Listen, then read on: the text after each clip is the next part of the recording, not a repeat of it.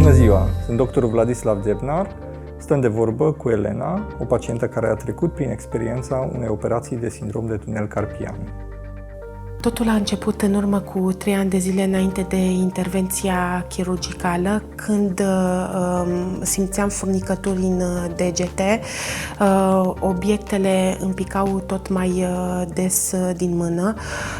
O puneam pe seama neatenției mele și pe faptul că munca mea presupune muncă la birou, care necesită timp în fața calculatorului și, drept urmare, îmi folosesc mâinile foarte mult.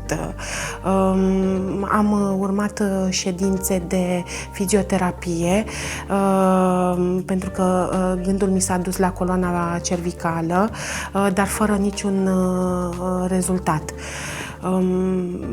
Starea mea se îngreuna din ce în ce mai rău pe zi ce trecea.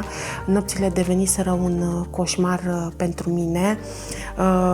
Mă trezeam în fiecare noapte cu dureri în zona inimii, durere care îmi radia din spate pe mână în jos. Toate acestea mi se întâmplau noapte de noapte. Efectiv nu știam ce am de făcut.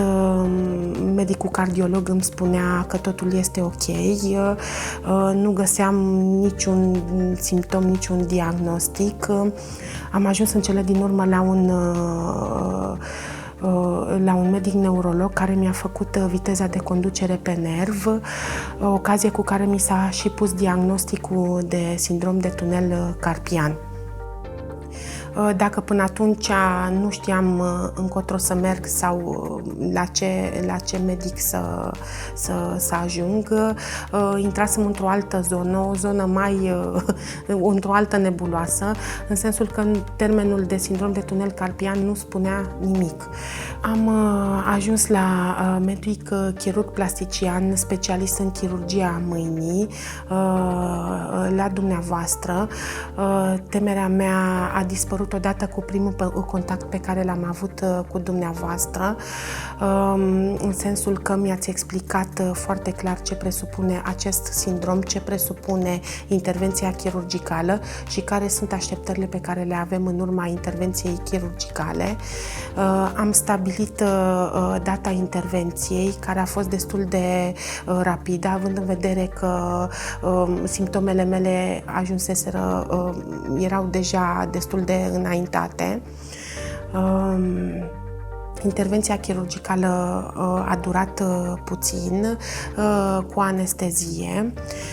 Cicatricele sunt aproape invizibile.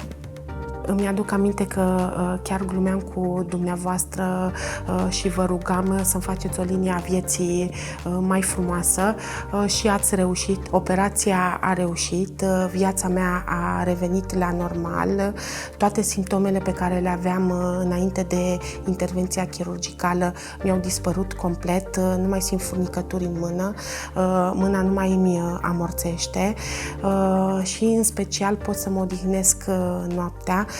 Durerile nocturne mi-au dispărut în totalitate.